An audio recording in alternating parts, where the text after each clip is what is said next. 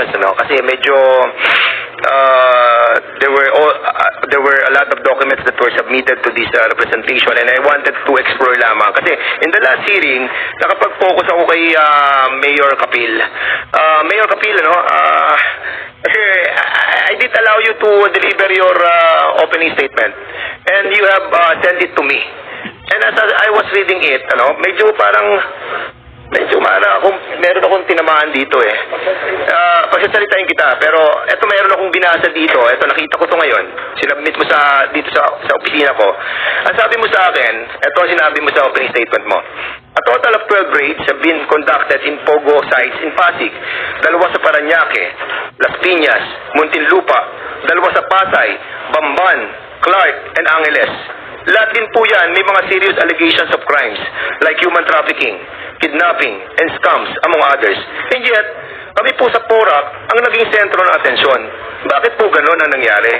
Nag-approve lang naman din po kami sa legal na proseso ng business permit. And yet, kami po ang sumasalo ng lahat ng blame.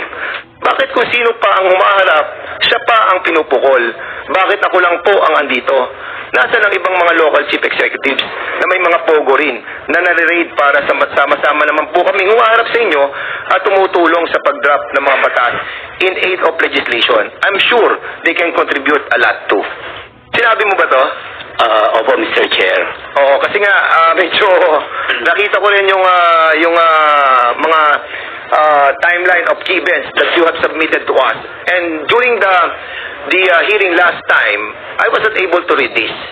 And during the submission yesterday of these documents, I read. Yes, Mr. Chair. May tatanong ako sa iyo. Opo. Okay? Para medyo lumiwanag yung kaisipan ko sa mga bagay na inaipukul ko sa iyo noong nakaraang hearing. Kailan ka naupo bilang mayor ng PORAC? I was elected 2019, Mr. Chair. At dito sa timeline na binigay mo sa akin, correct me if I'm wrong, that nung dumating ka doon, gawa na yung pinaglagyan ng Pogo. Is this correct? Yes, Mr. Chair, bari hindi lang nai-apply noon ng building permit at occupancy, pero gawa na po yung Thai court. No? In other words, nung dumating ka ng 2019, yung building ng IGL or kaya Pogo, nakatayo na. Nakatayo na po. At humingi sila sa iyo ng tinatawag na business permit and building permit. Ay, humingi lang sila ng building permit. Yes, Mr. As built. As built. Kasi ito nakalagay sa iyo eh. Kaya binigyan mo sila ng tinatawag na non-issuance of the business permit because of this violation. Diba? Yes, Mr. Chair. So in other words, sino nag-approve? Nung pagpapatayo ng building, dinatnan mo na. Although hindi po pina-approve ng last administration, na datnan ko na at pina-approve na po ng Whirlwind Corporation sa amin yan. Pero makikita naman po sa timeline namin na kompleto po sila ng requirements, and 2019 naman talagang legal po ang Pogo, kaya we approve, Mr. Chair. Yung from the time na nag-apply sila ng loan from our Sangguniang Bayan, and the permit, the mayor's permit. But would you agree with me, Congressman, Mayor, that the right procedure after the issuance of no business permit,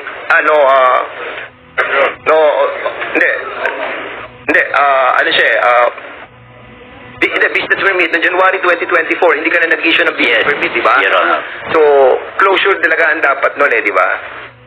But hindi mo talaga siya pinadlock? Alam mo, yun lang ang medyo, nakita ko yung mga sequence of events dito and I would agree with you, no? Paano bang sinasabi ko na talaga na dumating ka, nakatayo na eh. Nakatayo na. This was conceptualized before you were elected. Sino mayor during that time? Yung pinalitan ko po, si Mayor Carling de la Cruz. So sila nag-conceptualize ng pagtatayo ng Pogo doon. And even procure of buying of all these properties, hindi ka kasama. Kumbaga, nabili na yung property na dumating ka, nagkaroon na ng consummation ng buying di ba? siguro po nung inabutan ko na, approval of permits na lang sa akin kasi 2019 po yun na kompleto naman po yung mga requirements nila. Okay, so, in other words, hindi mo sa pinadlock no? Nung 2024 na makita mo yung mga violations. Apo, meron po kasing proseso on padlocking, Mr. Chair. So, ano yung mga proseso ng padlock? Based po sa, syempre, I asked also my lawyers, yung padlocking daw pa po, kung halimbawa, restaurant, dahil merong na poison o na nakakain ng masama doon, pwede mo siyang i-padlock. Pero in this case po, sila lang kasi doon, at hindi naman sila nakaka-cause from outside ng any Pero alam mo, Mayor Kapil, no? Kapag walang business permit yan, talaga dapat i-padlock mo yan. Yun ang procedure talaga dyan after writing them a letter. There must be a reason behind why you did not padlock.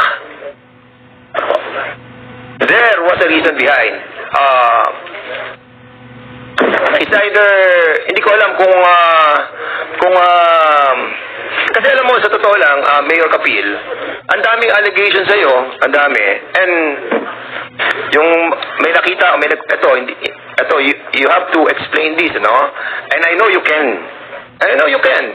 As a matter of fact, I am giving you the benefit of the doubt.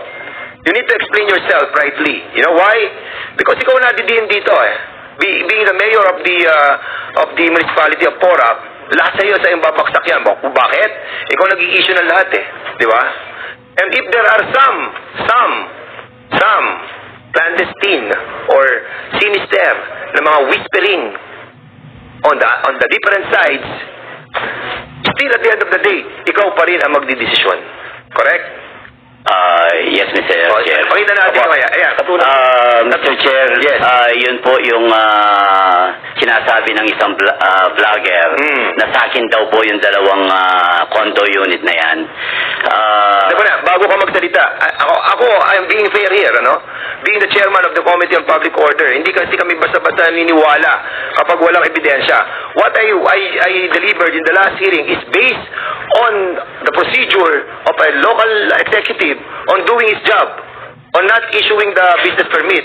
And you haven't done the right job in closing that premises. But in here, may pinadala. At meron ka din pinadala. And I want to clear your name in here, Kasi sinasabi dito, ikaw may-ari ito. Itong condominium na ito na sinasabi ng mga vlog na ikaw may-ari. But sa pinadala mo ritong mga dokumento pertaining to these two condominiums, ay lumalabas na 3 million to at itong isa is 2.5. Do you own this place? I categorically deny that, Mr. Chair. Yan po, senior namin sa BPLO namin. May application naman ng permit. 2012 pa po, hindi pa po ako mayor. Kapitan ako ng bayan, ng barangay namin. Natayo na po yung isang building na yan. 2015, the second building. Kaya ang sinasabi niya po, etong mayor ako, doon ko tinayo yan. Kaya may permit po sila sa amin, Sonamo Realty, Sonemo Realty Corporation.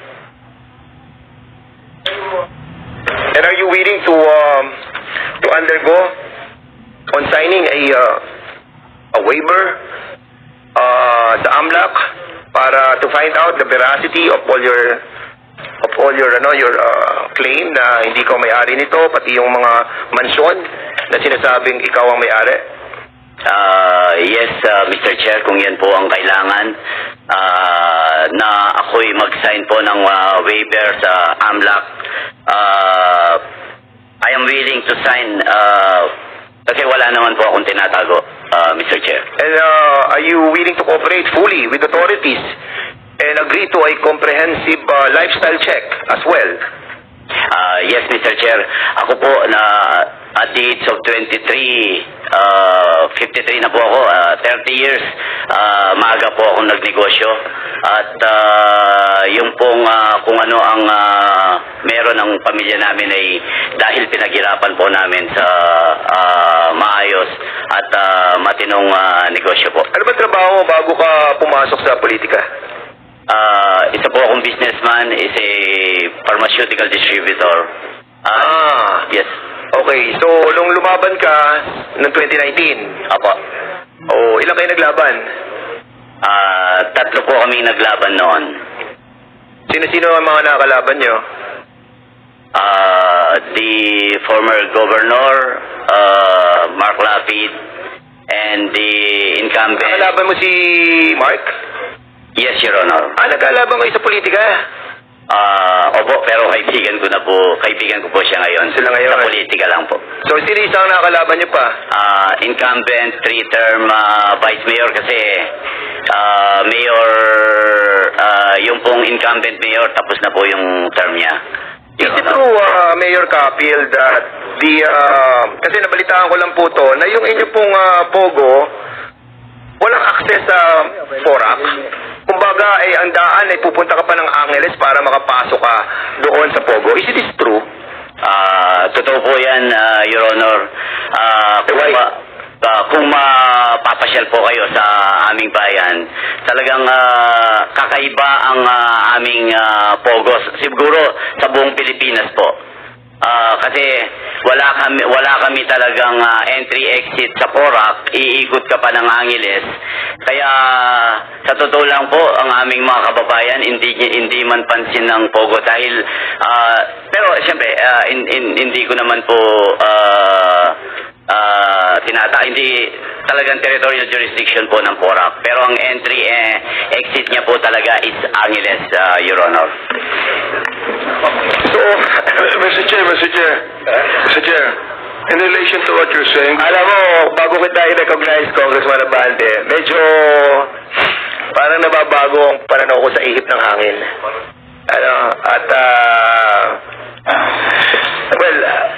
Anyway, it is for my own appreciation, no? But later on, I'll be asking the members for siguro, mag-usap-usap muna po tayo. Sige, Congressman Abante, gusto ko lang ho malaman kung yung municipality ng Porac, kung ano pong class yun. First class municipality po. First class municipality daw. First class municipality po. Okay. Siguro dahil pharmaceutical, ang suggestion ko na lang, Mr. Chair, dahil pharmaceutical yung trabaho ni Mayor, gawin na lang niyang hospital. And darating po tayo dyan, kasi meron pa ako papakitang isang ito yung whirlwind. Siguro, pakita yung picture ng whirlwind. Kasi they applied sa SEC yung picture ng nung SEC. Before I recognize Congressman,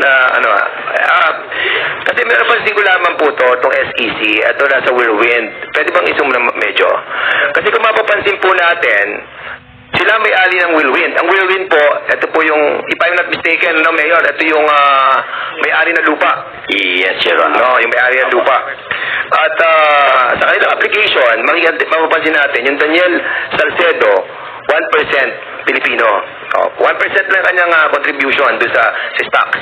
Si Catherine Cassandra Ong, ito yung nahanap natin na nagtatago ngayon, na sinabi niyang Pilipino siya, and I really doubt it kung Pilipino siya, di ba? 58%.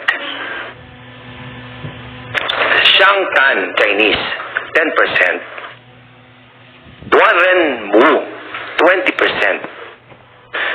Chona Alejandro, Pilipino, 1%. Jing Gu, Chinese, 10%.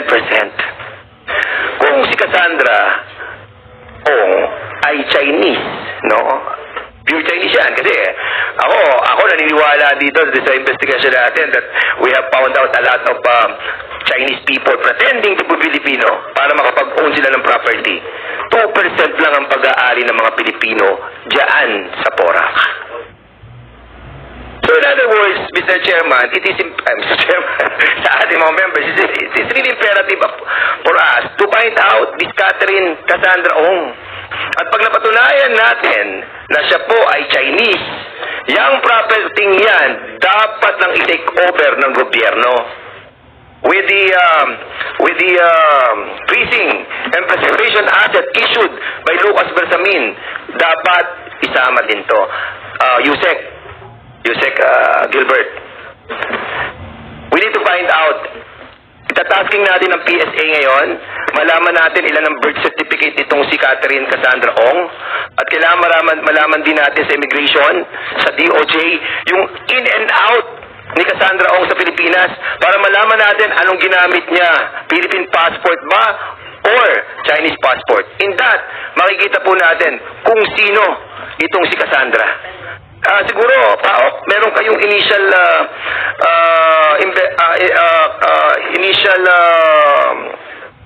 information about Cassandra. Do you have? Yes, Mr. Chair. Initially, the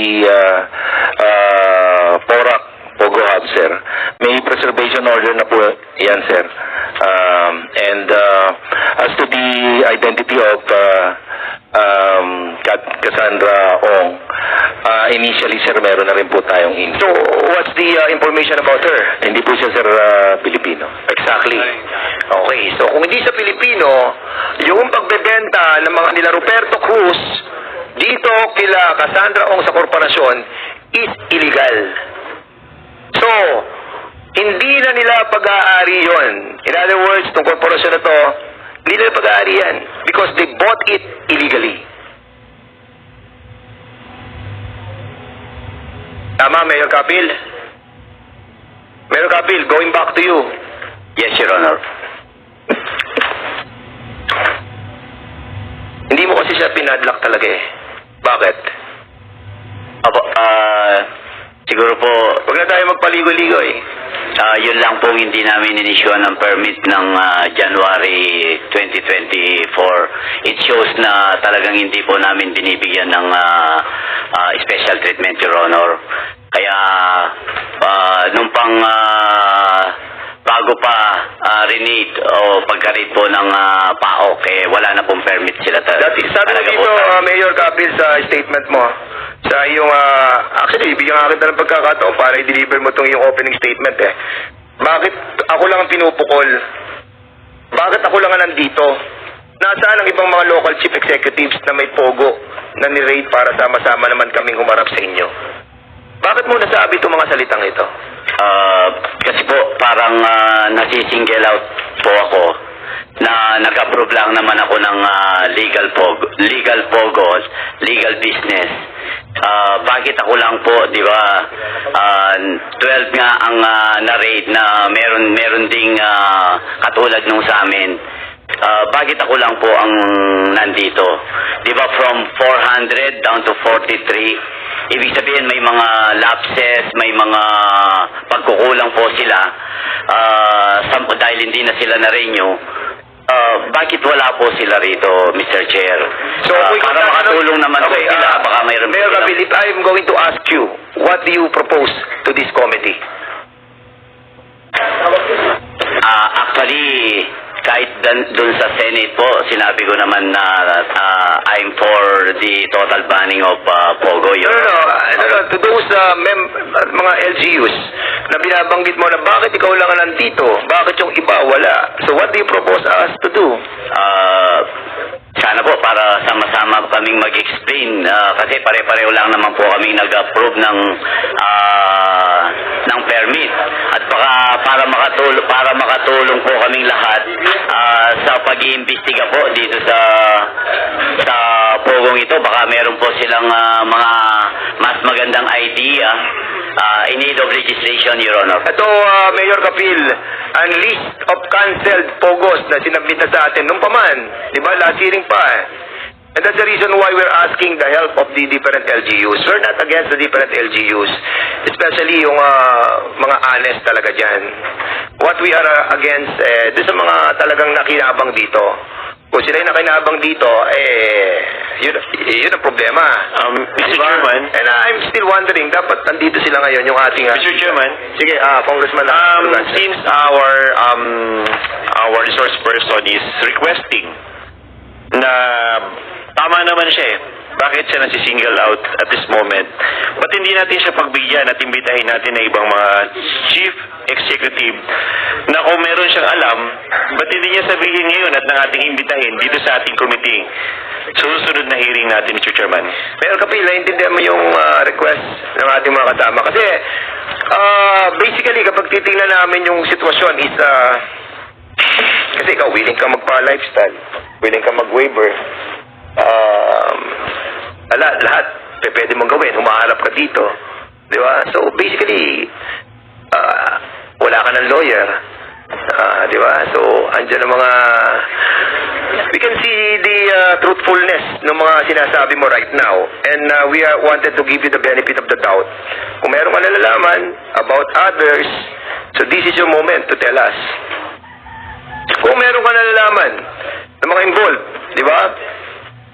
Pwede mo sabihin sa amin. Pwede tayo mag-executive session. Pwedeng mag-all out tayo doon. Para sa ganun natin, makita natin kung saan talaga nanggagaling tong problema ng Pogo. Kasi kung walang inkahoots ang mga public official, good for us. Pero kung meron, kailangan naman siguro na tingnan natin kung ano yung responsibility. Di ba? You want to say something about it? Or... Actually, Your Honor, wala naman po akong alam dun sa operation ng ibang na raid. Pero based on Senator Gatchalian record, 12 po, kaya nandyan po na yung binasa nyo kanina, 12 yung LGU na raid din ng PAOK. Yun po ang sinasabi ko, bakit ako lang ang nandito since pero nakita niyo naman po in